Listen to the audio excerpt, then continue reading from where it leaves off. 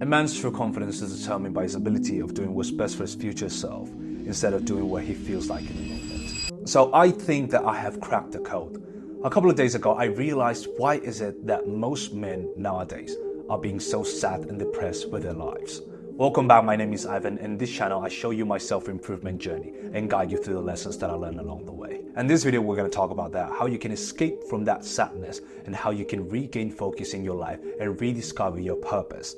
And right now I know that you might be asking, Ivan, what the fuck is wrong with your eye? Because you can see a couple of days ago I had a pink eye, and you can see that this eye right here is a little bit swollen. It's not red as it used to be, and it's doing weird things from time to time. It's twitching a little bit. So you just have to bear with that. So just go back to the video. So to put you into context, this is exactly what happened.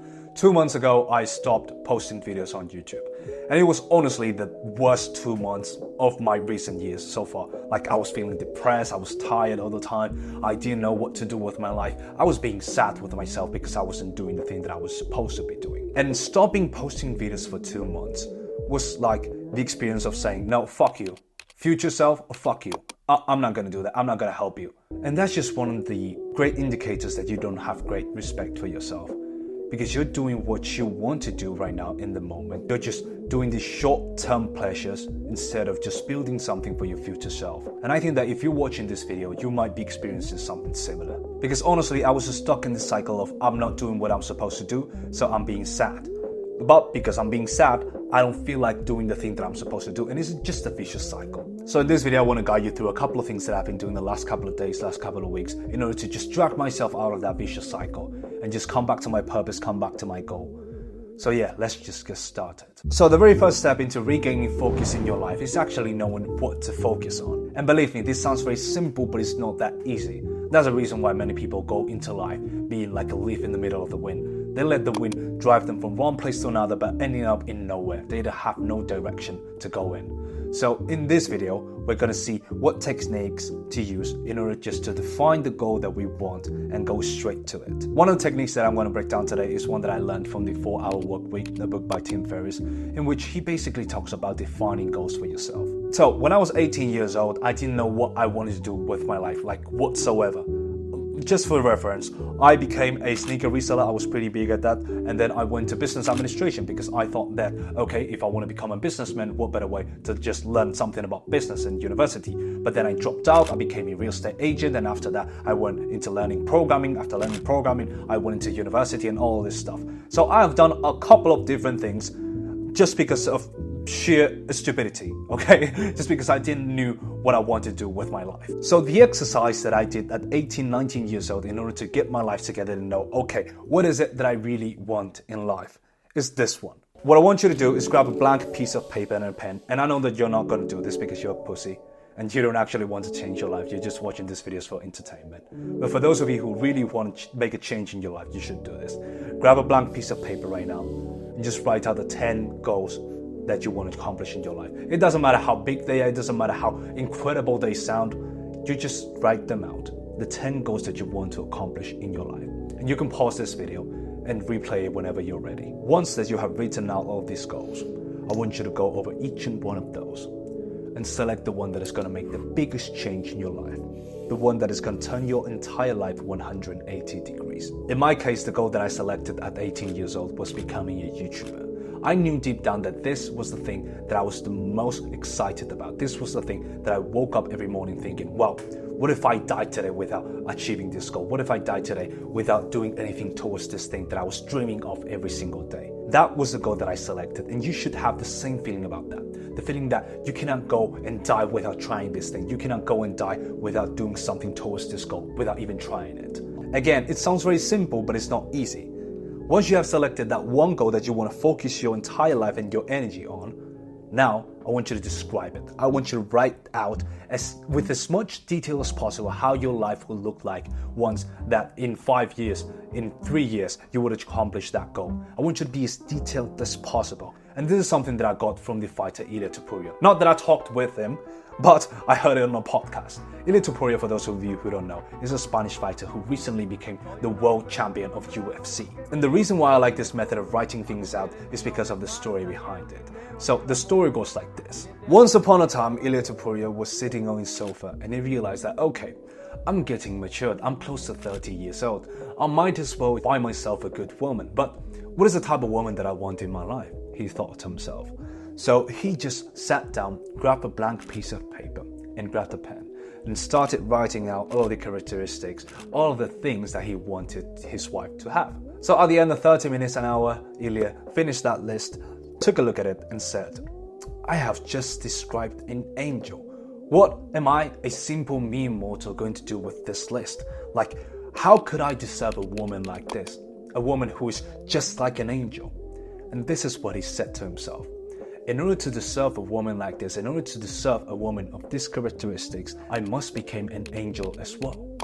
So this is exactly what he did. He grabbed that list and he became every single thing on that list for himself. Eventually, a couple of months go by, a couple of years go by, and he meets this woman, who is now his current wife. And yes, I have just spoiled the whole story. So in one of the dinners that they were having, he said to her, hey, did you know that I made a list exactly about you? A couple of years ago, I made this list requesting all of the things that I wanted from a woman in order for her to be my wife. And this is exactly you. You are exactly the thing that I described a couple of years ago in my list. And do you know what her wife said in response?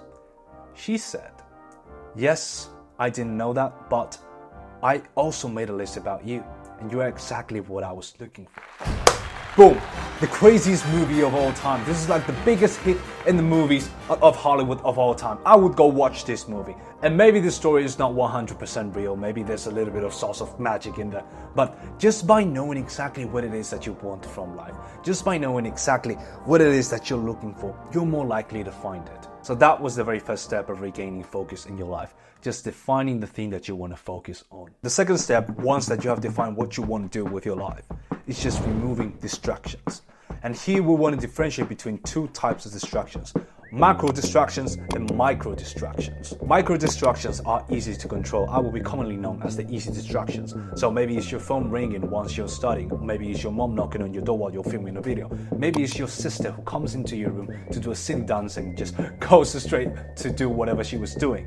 Those are the things that you can actually control and are very easy to fix. Maybe just put your phone into airplane mode. Maybe just put a piece of paper in your room which says, don't interrupt me, I'm doing something important. Those are quick fixes. But the macro distractions are more difficult to handle. Macro distractions is what I suffered from at 18 years old, which is changing from one goal to another. And this may happen to a lot of you guys who have just this shiny object syndrome. If you see something new, something shiny, you'll go and pursue it. Maybe it's SMMA, email marketing, just doing drop shipping, anything. You don't have a defined goal for yourself.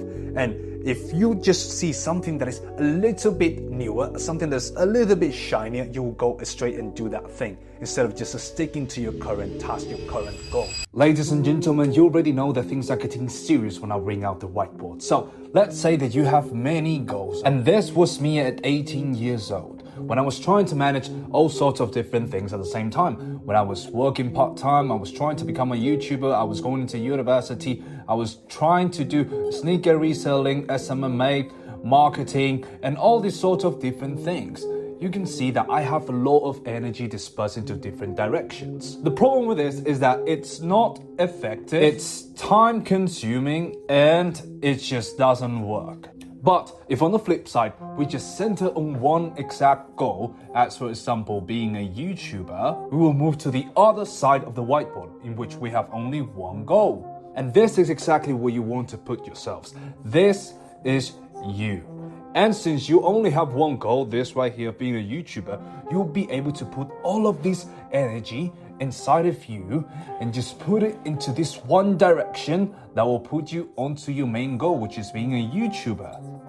And this is how much difference there is between you having one goal and many different goals, because all of these individual energy, focus, energy times will be put into the same space, into the same thing, so that you could go further and further down your line of achieving your ultimate goal, which is being a YouTuber, and not waste so many time on this sort of all different things while not achieving anything, Because at the end of the day, you're being mediocre in all these different things rather than being excellent in just one thing overall. And that's the reason why we did that list, in order to get our priorities set, in order to see what is the real thing that we want to focus ourselves on. Because if you really know what it is that you want to do with your life, it doesn't matter how many TikToks about SMA, it doesn't matter how many YouTube videos about email marketing you see, your goal is not going to change. You're going to get that information into your brain and say, okay, this is good, but it's not the thing that I was pursuing at the moment.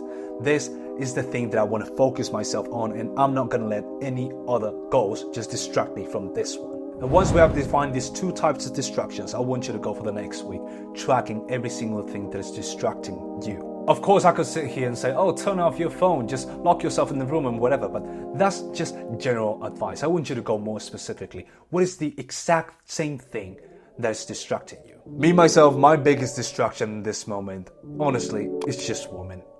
It's just women, because back in the day, I wasn't able to talk to girls because I was an awkward, shy kid. I didn't know how to speak to people. I didn't know how to communicate, let alone talk to girls who I found attractive. And now I'm able to go on dates and date people who I found very, very attractive. These are the kind of girls who my friends will say, oh, she's so attractive, she's so hot, I wouldn't be able to talk to her like ever. Now I'm able to go on dates with these people, and honestly, it robs me a lot of energy and a lot of time. Like, honestly, it's one of my biggest distractions, because I'll be working on my computer, I will be doing some deep focus work, and all of a sudden I remember, oh, I said to this girl that I was going to go on a date with her. I need to text her. Oh, did she reply me? Oh, did she text me back? Are things like this that rob me the most amount of focus in my entire day. And if I'm being completely honest, these are the kind of people that I need to get rid of in my life, just because they're not adding anything valuable. Okay, they might be hot, they might be good looking, they might be attractive, but that's it. Most of these people, that's it. They don't have nothing valuable to add to your life. And that may possibly be because of my poor choice in women. Like, honestly, I take full responsibility on that. So that's the point. Like, why are you spending so much time and so much energy into things that you know that are not going to be good for you, that are not going to be there for the long run? You're just going to have to focus yourself and stop all of these distractions that are going to rob you of your energy, of your focus, in order for you to focus on your big task, on your big goals. This is just like the woman in the red dress. Like, no pun intended. This is just like the woman in the red dress. From time to time, something in your life will pop out that will rob you from your focus, rob you from your energy. So just why waste time on that? You already know that this is not going to take you anywhere. So why are you wasting time on that? And the very last step that I did in order to just make myself go back to focus, just regain my focus, is just tracking down my progress. Me, myself, I use a Notion habit tracker that I built myself. You can see the tutorial that I will link in the description down below. Or if you're just lazy, you can download it in the link in the description that I left for you. And that's just the best way that I have found in order to keep myself accountable. Just seeing every single day the amount of progress, the amount of just effort that I have put into my actions, into my goals every single day. This way, I know that I'm going into the right path. So yeah, these were the 3 steps that I took in order to regain focus in my life. And I hope that this has helped you in any way, shape or form. So yeah, as always, stay patient because your prophecy is unfolding. And I'll see you on the next one. Mwah.